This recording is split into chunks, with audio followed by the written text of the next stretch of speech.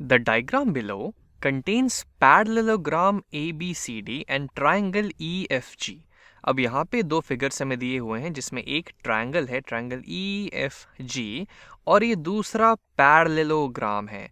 अब पैरेललोग्राम है तो इसके ऑपोजिट साइड्स तो इक्वल ही होंगे, यानी कि ये इसके बराबर हो जाएगा और ये इसके बराबर हो जाएगा।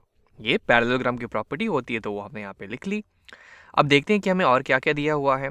और हमसे ये भी कहा गया है कि measure of angle BAC, angle BAC यानी कि ये वाला एंगल, ये जो एंगल है ये, और एंगल DCA ये वाला एंगल भी, ठीक है, ये वाला एंगल भी, और एंगल ई इसमें तो कोई नहीं है, यहाँ पे है एंगल, ये वाला एंगल, ये तीनों बराबर हैं और इनकी वैल्यू 90 डिग्री दे रखी है। चलिए ठीक बात है, दिख भी रहे हैं कि हाँ ये सारे एंगल्स 90 डिग्री है, तो चलिए अच्छी बात है।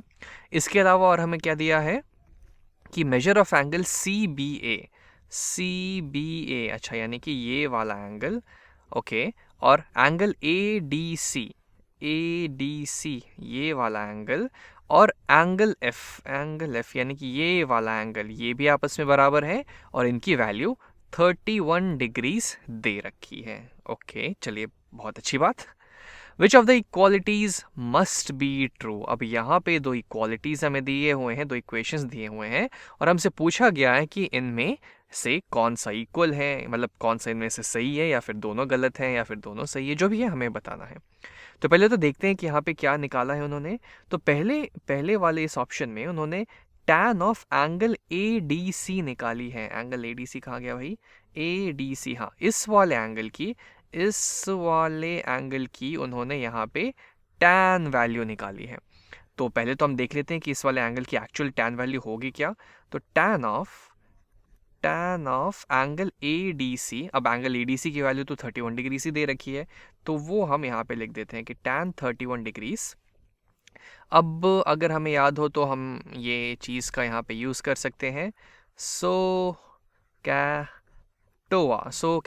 सो और क्या का तो काम नहीं है, टोआ का काम है। यहाँ पे tan होता है ऑपोजिट अपॉन एडजेसेंट के बराबर।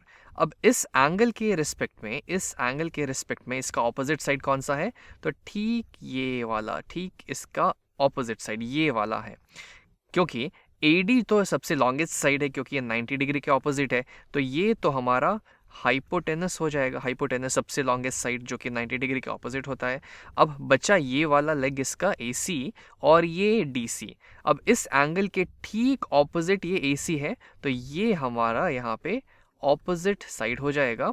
और इस एंगल के रिस्पेक्ट में जिस पे ये बैठा हुआ है DC, ये वाला एंगल, आप इसको इधर से देखने की कोशिश कीजिए, इधर से आप इसे देखिए, ऐसे कुछ अगर हम इसको देखें, ऐसे देख रहे हैं, तो ये DC पे बैठा हुआ है, तो ये ठीक इसके बगल में है, तो ये इस एंगल ये CDA, इस एंगल 31 डिग्रीज का ये एडजेसेंट साइड हो जाएगा। ये यहाँ पे थोड़ा सा ध्यान रखने के लिए वाली बात है, ये साइड्स पहचानना कि कौन सा साइड एडजेसेंट होगा, कौन सा साइड ऑपोजिट होगा।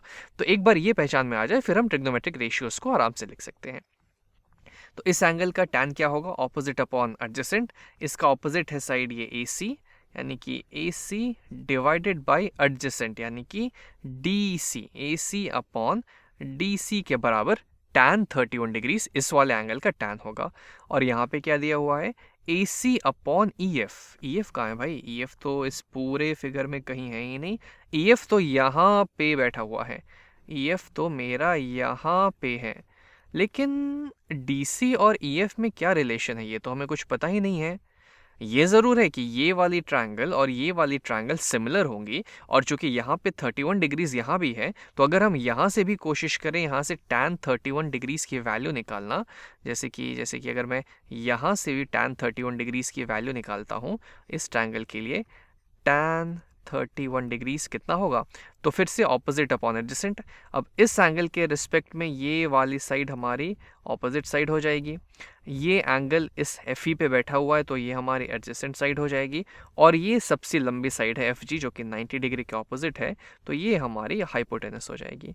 तो tan ऑफ 31 डिग्रीज की वैल्यू क्या होगी, EG ऑपोजिट अपॉन एडजेसेंट, यानी कि EG अपॉन ये एडजेसेंट साइड FE के बराबर। अगर इससे भी इसको रिलेट करने की कोशिश करें तो एफ ई या फिर ई एफ एक ही बात है, ये तो दी हुई है, लेकिन यहाँ ए सी है, यहाँ ई जी है। अब हमें यहाँ पे इस ई जी में और इस ए सी में रिलेशन तो पता ही नहीं है, तब हम इसको कैसे सही मान सकते हैं? अगर हमें इसके कुछ साइड्स की लेंथ दी होती जिसको हम बता सकते कि हाँ भाई चलो साइड्स की लेंथ दी है तो हम बोल सकते हैं कि दोनों इक्वल है, तो वो तो हमें पता ही नहीं है। तो चूंकि यहाँ पे थोड़ी बहुत गड़बड़ी दिख रही है मुझे, ये रेशियोज़ या तो ये पूरा रेशियो दे देता या फिर ये पूरा रेशियो दे देता तो हम इस एंगल की वैल्यू निकाल लेते, लेकिन वो चीज़ है ही नहीं। यहाँ पे उन्होंने एक वैल्यू यहाँ से उठा ली, एक वैल्यू यहाँ से उठा ली और उसको टैन की वैल्यू बना दी, tan of angle A D C. तो ये तो भाई गलत बात है, इसी वजह से ये सही नहीं होगा। अगले पे आते हैं, sine of angle C B A. C B A, इस वाले एंगल की यहाँ पे बात की, इस वाले एंगल के साइन वैल्यू यहाँ पे लिखी गई है। तो चलिए इसका हम यहाँ पे साइन का वैल्यू लिखते हैं। तो sine of angle C B A, जिसकी वैल्यू यहाँ पे 31 डिग्रीज ही है, तो इसके रिस्पेक्ट में हम देखते हैं कि साइन क्या होगा। तो साइन होता है ऑपोजिट अपॉन हाइपोटेनस के बराबर। अब इस एंगल के रिस्पेक्ट में, चलिए इसको किसी और कलर से शो करते हैं हम यहाँ पे। इस एंगल के रिस्पेक्ट में इसके ठीक ऑपोजिट वाला साइड ये वाला हमारा यहाँ पे ये हमारा ऑपोजिट साइड हो जाएगा, ठीक है। और ये जिस पे बैठा हुआ ये ए बी, ये हमारा एडजेसेंट साइड होगा, और ये बी सी जो कि 90 डिग्री के ठीक ऑपोजिट है, ये तो हमारा हाइपोटेनस हो जाएगा। तो साइन 31 की वैल्यू क्या हो जाएगी? ऑपोजिट अपॉन हाइपोटेनस, यानी कि ए सी अपॉन बी सी के बराबर। अब यहाँ पे क्या दिया हुआ है? यहाँ पे D C upon B C दिया हुआ है भाई। डी सी कहाँ है यहाँ पे? डी सी तो ये है, और ये चूंकि एक पैरेललोग्राम है तो हमने शुरू में ही देखा था कि डी सी जो है वो ए बी के बराबर है, लेकिन यहाँ तो ए बी भी नहीं है, यहाँ पे तो ए सी है।